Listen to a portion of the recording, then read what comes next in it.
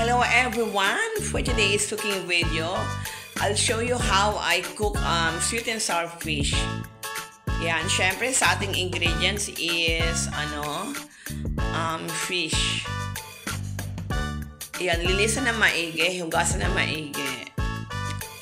Yan, you can use naman any types of fish as long as it's sariwa, 'di ba? And pwede rin siyang dory, 'di ba? Yung fish fillet. Yan, season na yung fish ng salt.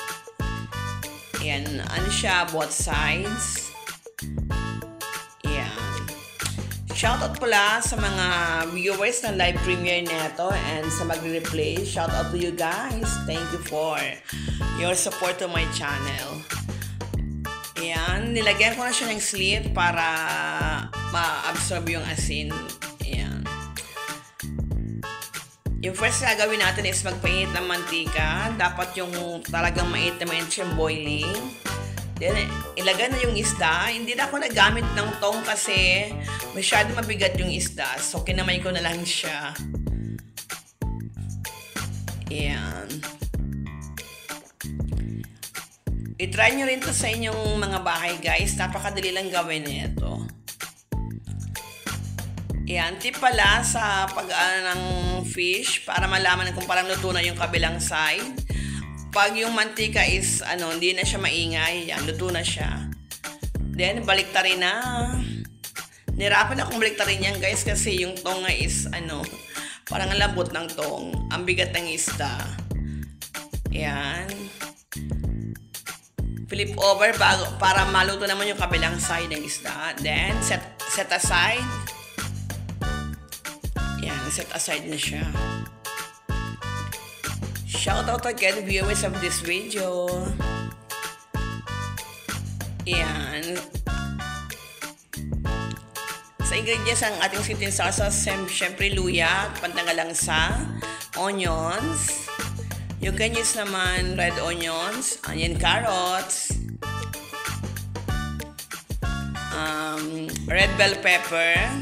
Pwede naman siyang green. Yan lang kasi yung available eh. Mas maganda kung may green. Yan, tomato ketchup. And yan, sugar as our sweetening ingredient, sweetening agent. And yan, vinegar o suka, pampaasim. And pineapple, chunks. Or pwede naman siyang, pwede ka naman gumamit ng tidbits. Yan. First, gagawin natin magpainit ng mantika. Then, ilagay yung ginger. Again, yung ginger serves as pantanggal ng langsa. Stir fry natin yung ginger para hindi masunog. And nasa lang siya, parang medium heat lang yung apoy ng aking kalan. Ayan. Shout out again, viewers of this video. Yan, sunod ng sa ginger, onions. You can use red onions kung ano available dyan sa inyo. Then, stir fry again para hindi masunog.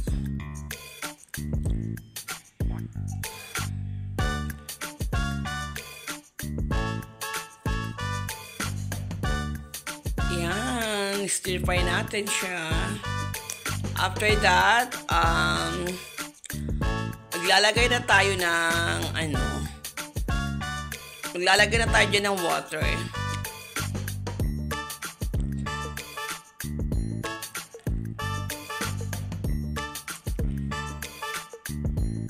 Yan, siguro 2 cups lang ng water nilagay ko dyan. Yan. And then, after ng water, suka. Hindi muna natin siya haluin. Just let it simmer.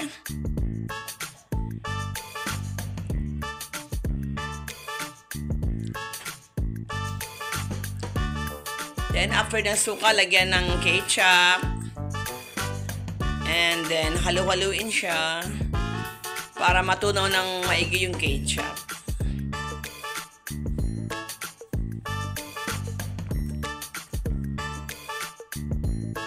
Ayan, mix well.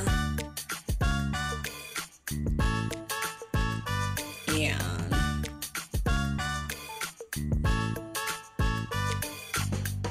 After ng ketchup, ilagay natin yung sugar as our sweetening ingredient. Sweetening agent. Kasi nga, di ba, sweet and sour to. Yan yung papatamis natin, yung sugar. Yan, after ng sugar, ilagay na yung carrots. Hindi natin siya i-overcook yung carrots. Saglit lang siya iluto. Siguro mga 10 seconds lang. Then, ilagay yung yung red bell peppers.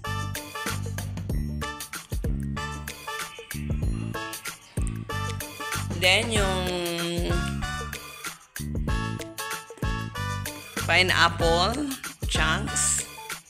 Yung kanya sa pineapple tidbits. Yan lang kasi yung akin nabili. Walang tidbits. So, yan na lang ginamit ko. Then, halu-haluin ulit siya. Ay, hindi pala. And after na haluin pala yan, lagyan na ng pampalapot.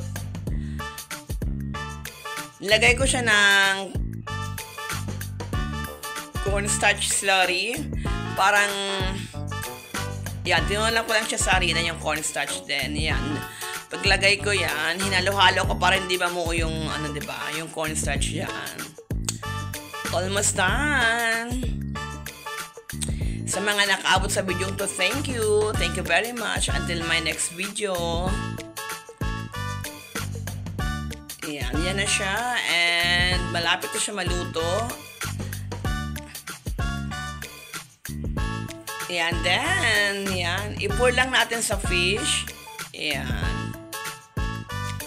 I-boost natin yung sauce sa fish. Then, para gumanda-ganda, i-garnish natin ng green onions, spring onions. Yan. Bye guys! Kain na tayo. Thank you again for your support to my channel. Until next time. Until next cooking video. Bye!